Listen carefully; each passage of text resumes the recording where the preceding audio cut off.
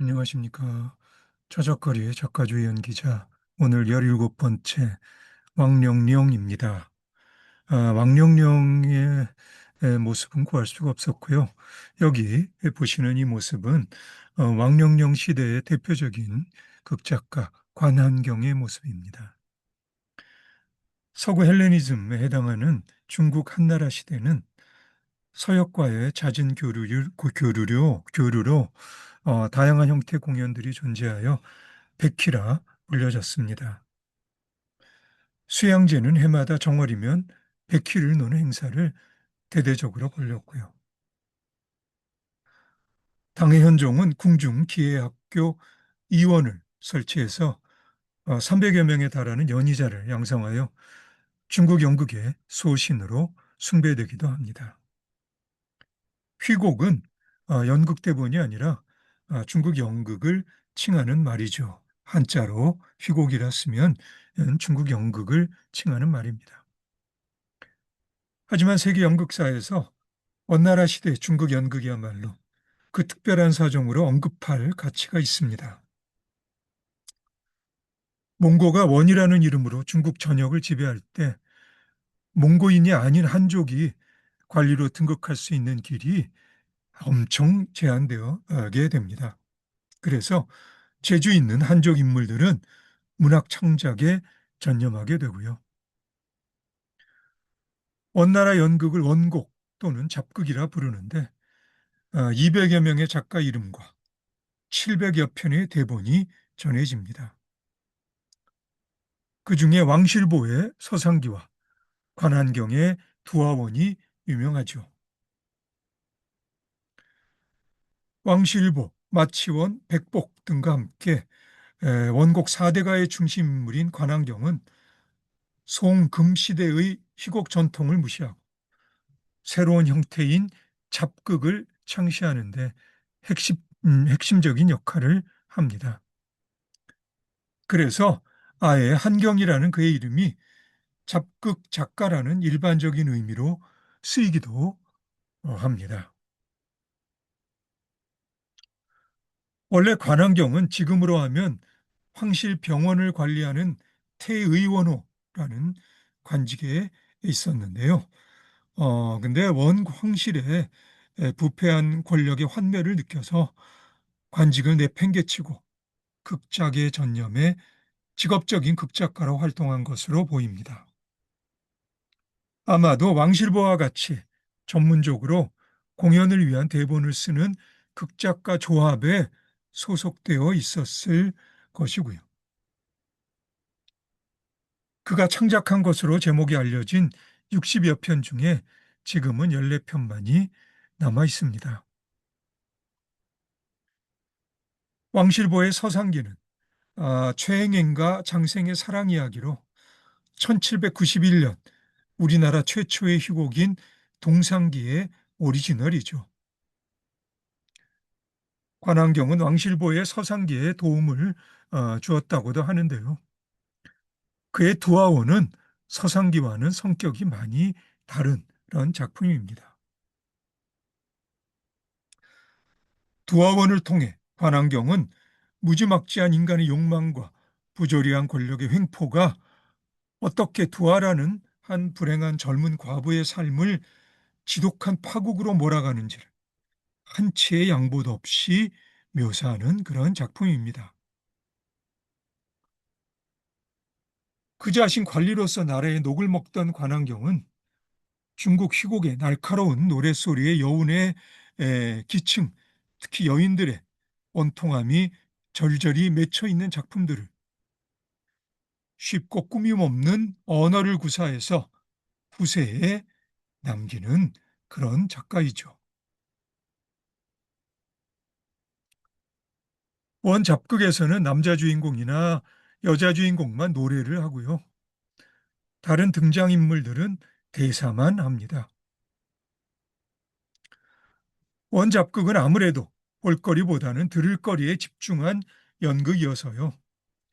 연기자들의 움직임은 단조로웠던 반면에 노래 표현이 풍부했던 것으로 보입니다. 관안경 자신 분장을 하고 무대에 올라 스스럼 없이 연기를 했다고 합니다. 관안경은 사회의 최하층으로 간주된 연기자들과도 잘 어울렸는데 호방은 그의 성품을 말해주는 노래 가사가 전합니다. 나는 찌고 삶고 때리고 볶아도 익힐 수 없는 구리로 만든 완두콩이라네. 예, 정말 호방한 그런 노래 가사이죠. 그리고 관안경의 그림에서 어, 묘사된 관안경의 모습도 이 가사만큼이나 호방한 듯 싶습니다. 예, 이 원나라 시대에는 이 삼국지의 수호전, 아, 그리고 어, 금병매, 음, 음, 그리고 서유기, 이런 지금도 중국의 그 고전 문학을 대표하는 이런 작품들이 창조되어졌던 그런 시기이기도 하죠. 그만큼 재주 있는 한의 그 이 재주 있었던 한족 인물들이 관리로서 출세를 할 수 있는 어, 진출할 수 있는 그런 길이 막히면서 그렇게 자신의 재능을 문학 창작에 집중시켰는데요. 관안경은 바로 그러한 인물 중에 한 재능 있는 인물이었던 거죠. 자, 월나라 시대에는 뛰어난 여성 연기자들의 시대였습니다. 그중 가장 유명한 연기자가 주렴수입니다. 그런데 주렴수는 태어난 해에 알 수 없고요. 어, 아마 아, 태어난 장소는 지금의 북경인 대도 출신으로 전해집니다. 주렴수는 미모에다 교양이 풍부하고 문제가 뛰어난 연기자였다 합니다.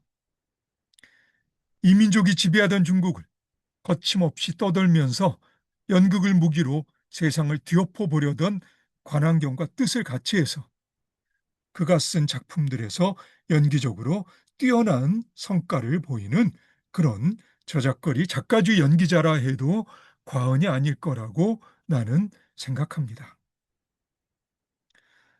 조정의 한림학사 노지가 그녀를 사모하여 별주렴수라는 노래를 만들어 불렀다고 하는데 주렴수가 한솜씨를 발휘해 읊은 그 노래의 답가가 전해집니다.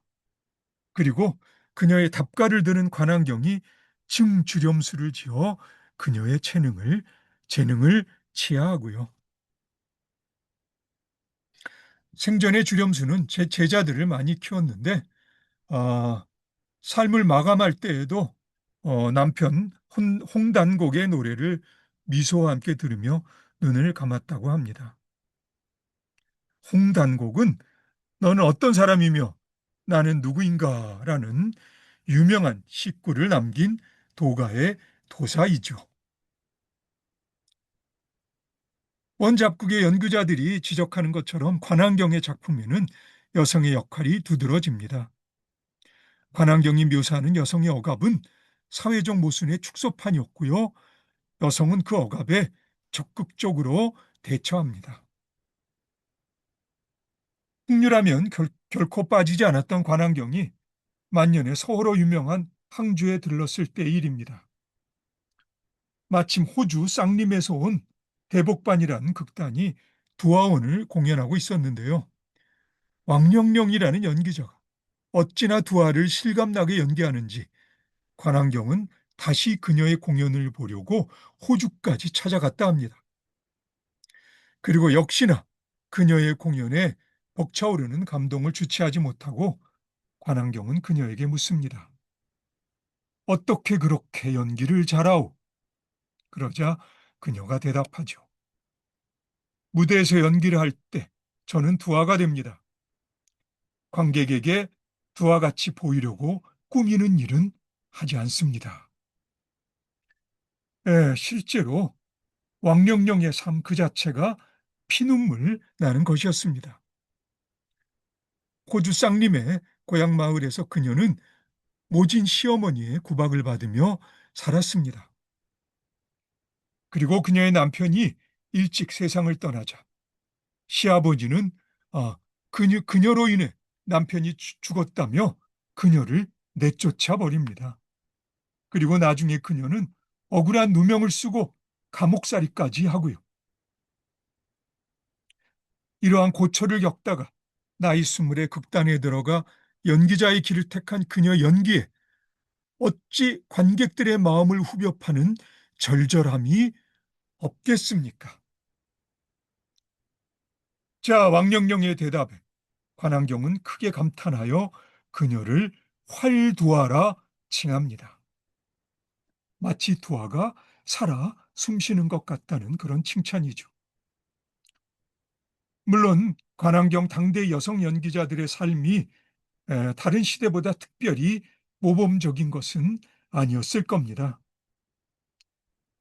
중국의 문필가 진명원은 여성 연기자들의 소위 스캔들과 관련해서 잠규칙이란 말을 씁니다.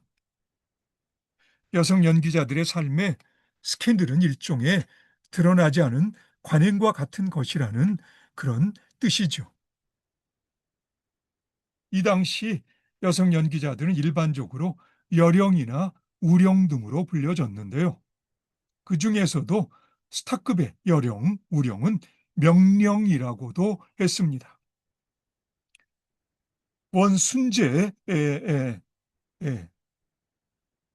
12년인 1355년에 문인 하정에는 총루집이라는 책을 써서 월나라 시대 110여 명의 여성 연기자 및 총루 가녀의 에피소드를 기록으로 남깁니다.